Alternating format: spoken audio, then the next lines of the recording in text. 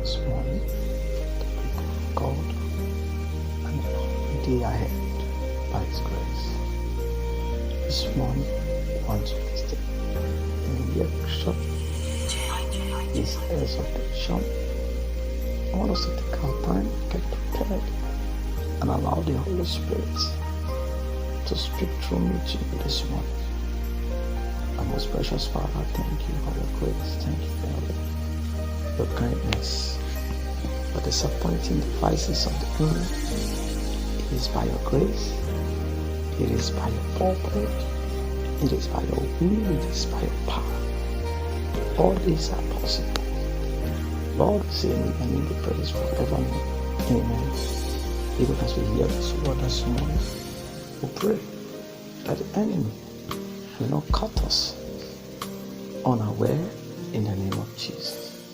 Bless this word in our hearts, transform our souls in Jesus' name. Amen.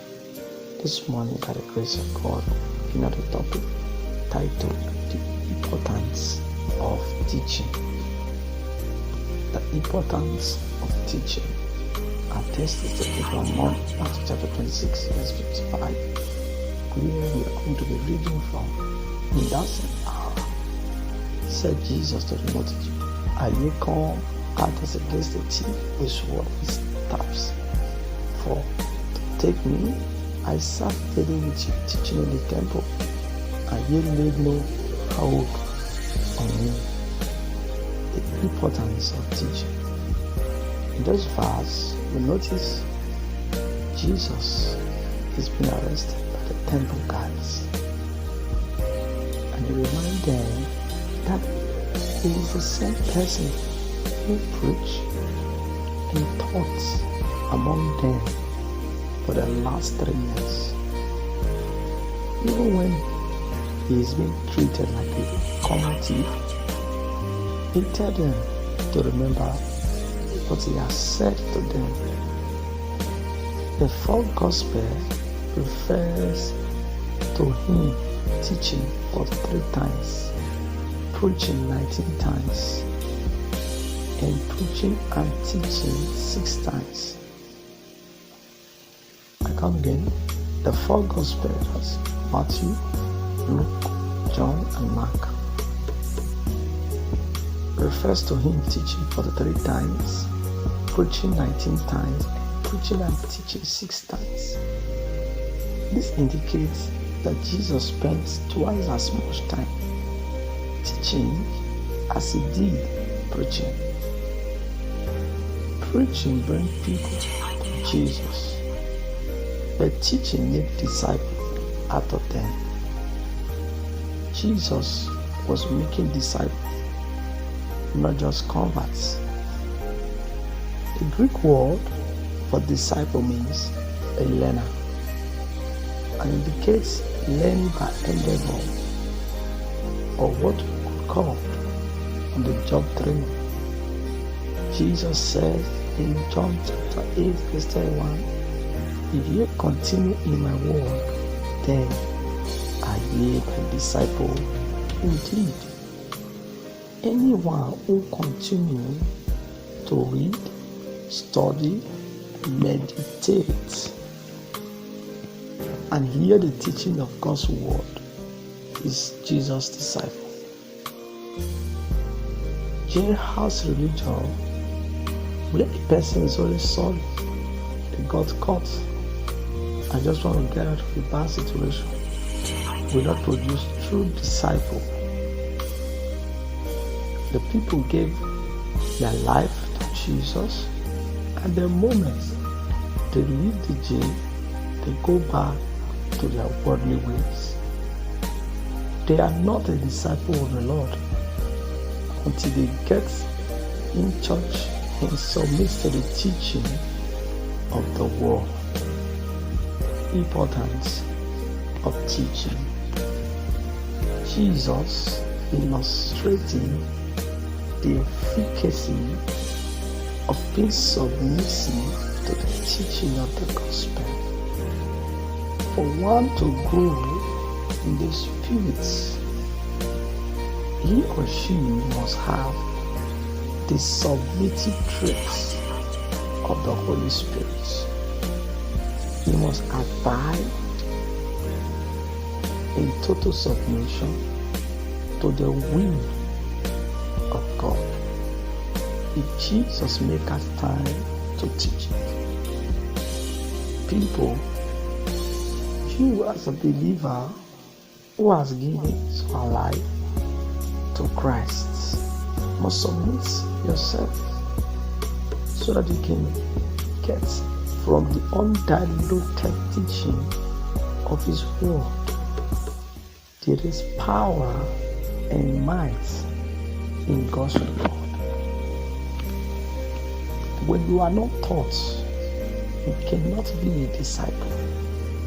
As a matter of fact, the key of becoming a true Christ disciple lies totally on teaching, and in the process of teaching you learn. So for you to be a Christian that have a foundation, you must be taught the ethics, the structures, the principle, the ideological conception. You must be built and structured on the wall that is already set by the Father. The word must hold your personality. You must learn from it. You must dine with it. So that the disciple did not come a disciple. They were taught. The Master taught them the things and the Holy Spirit cemented their learning with His power and become more knowledgeable. The Holy Spirit will teach you all things, but that is when there is the presence of the Word of God. The Holy Spirit will not impart the Bible inside you when there is no contact, when there is no personal study, when there is no personal learning. So the Holy Spirit only works with those who has His Word in them, who has rooted, who has given their time, their hours, their moments to Him. Today, you can examine your lifetime, see whether or not you are acting like you have Jehovah's religion, or are you a true disciple of the Lord? Every believer can get fired up and inspired by a teacher. I come again. Every believer can get fired up and inspired by a preacher. But it is your pastor and other teachers that will bring the Word of God to you in ways that your heart will receive it with gladness and be transformed. The teaching of the Word is what will bring great stability and joy to your life in Christ. By His grace, I pray for us this morning that the zeal to go after God rest upon us. Stay with us and keep with us and teach us the path we will go. I pray the Lord will strengthen our weakness. We speak to our flesh, and our bones will be made weight and ready for the services of God. God is making out time to perfect things in your life. He's working out time, and that can only be revealed to you through learning by teaching. I know God will open our paths to us.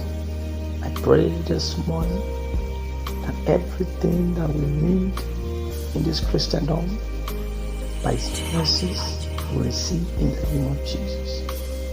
Lord, bless His word in the life of the children. This morning, I said this prayer after me, say, Jesus, I want to learn more from you. Give me the spirit to abide. Give me the spirit to be conscious. Give me the spirit to be ready to learn. You have said a prayer. Receive grace. By the grace of God, I remain my humble self. Joshua Osatwan, join me tomorrow for another exhortation like this. Till then, stay blessed.